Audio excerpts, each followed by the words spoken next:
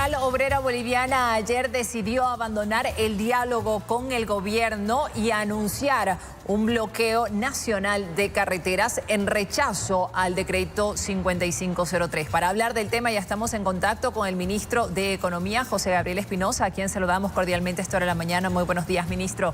Gracias por atendernos. ¿Por qué no se llegó a un acuerdo ayer con la COP? ¿Qué pasó? Gabriela, buenos días. Muchísimas gracias por la invitación.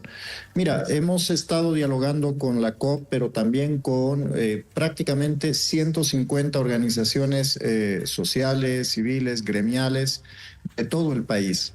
La COP ha sido la única institución gremial que se ha retirado de la mesa del diálogo, básicamente porque vinieron con una posición absolutamente intransigente. Ellos planteaban la derogación completa del decreto 5503, a pesar de los efectos positivos que este ha mostrado en sus pocos días de aplicación, y a partir de ahí, obviamente, un retroceso hacia el escenario inicial que teníamos con desabastecimiento, falta de combustibles, dificultades con el dólar y otros efectos negativos. Ante la solicitud de una alternativa al decreto 5503 no hemos recibido ningún tipo de respuesta y más bien todo lo contrario, pues se han parado y se han retirado de las mesas de negociación. Por lo tanto, aquí te diría que en realidad lo que había es una falta de predisposición abierta a un diálogo en el que evidentemente pues todos tenemos posiciones, pero que debe haber una predisposición también para escuchar al otro. ¿Ustedes como gobierno han propuesto alguna salida alternativa o son dos posiciones encontradas? La oposición total a este decreto de parte de ellos y ustedes la definición de mantenerlo. No, para nada. Lo que hemos dicho desde el inicio de la promulgación del decreto 5503 es que este es un decreto perfectible, evidentemente marca un cambio absoluto del rumbo económico por el cual seguía Bolivia, pero también somos conscientes de que hay una serie de medidas complementarias que pueden y deben ser aplicadas y que evidentemente también pueden corregirse en la medida que se va avanzando. Por lo tanto, la posición que también la expresó el presidente es todo es perfectible, todo se puede complementar, pero eso no significa que el decreto deba ser derogado. Todo lo contrario, hay que avanzar en esa línea hacia la estabilización de la economía. Si nosotros entendemos que el pasado, lo que veíamos hace no más de 50 días, con falta de combustibles en las gasolineras, con un tipo de cambio que era impredecible, con falta de medicamentos y alimentos y con una inflación que venía subiendo, pues está claro que no podemos volver a ese escenario.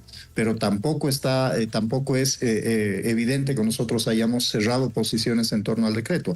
Tenemos toda la predisposición de mejorarlo y de complementarlo. Ayer el presidente Rodrigo Paz anunciaba el final del aporte obligatorio a la Central Obrera Boliviana. ¿Sabe usted cuánto se recaudaba anualmente y qué se hacía con ese dinero?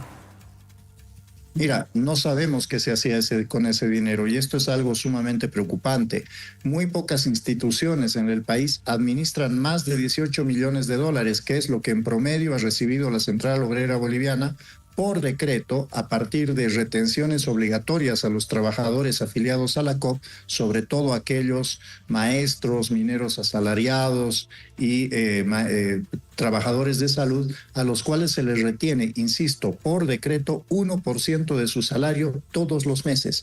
Esto ha llevado a la COP a tener, como le digo, 18 millones de dólares por año en presupuesto, que excede, por ejemplo, lo que manejan más de 313 municipios en todo el país, excede lo que manejan 4 universidades públicas en todo el país o más de 49 instituciones descentralizadas. Es decir, el poder económico que ha logrado la COP a partir de la prebenda y de esta reglamentación abusiva sobre el destino del salario de los trabajadores, pues también tiene que ser revisado.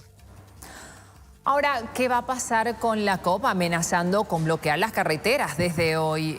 Ustedes han convocado a mesas de diálogo con otros sectores, pero ¿qué se espera en el país? ¿Qué va a pasar estos días? Hoy día van a continuar las mesas de diálogo. Estamos trabajando con distintos sectores, tanto en los mecanismos de reglamentación del decreto 5503 como en la complementación y el perfeccionamiento de este decreto.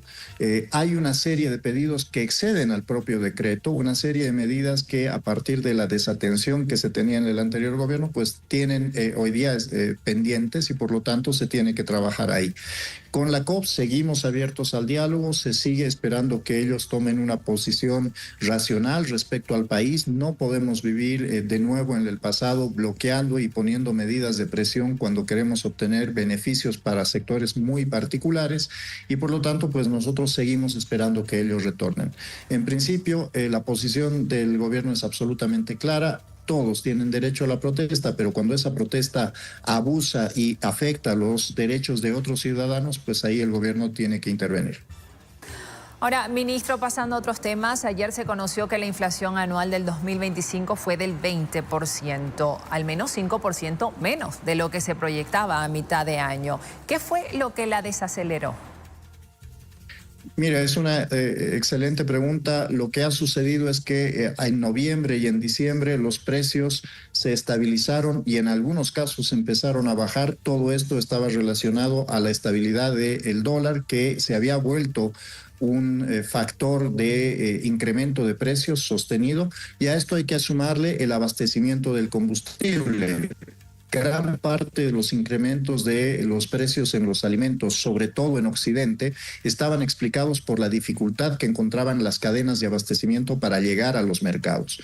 A partir del restablecimiento del combustible, todas estas cadenas de provisión vuelven a trabajar de manera normal, por lo tanto el aprovisionamiento de productos en el mercado, desde el pollo hasta la leche, empieza a ser normal y a partir de ahí los precios pues empiezan a estabilizarse. Esto, como usted bien dice, está bastante por debajo de todas las previsiones. Tuvimos en algún momento previsiones que superaban el 40% de inflación y hay que considerar además que hemos estabilizado los precios de los combustibles, así que esto también tiene un mérito mayor y aquí el gran actor es la población, que ha sabido contener cualquier afán de especulación.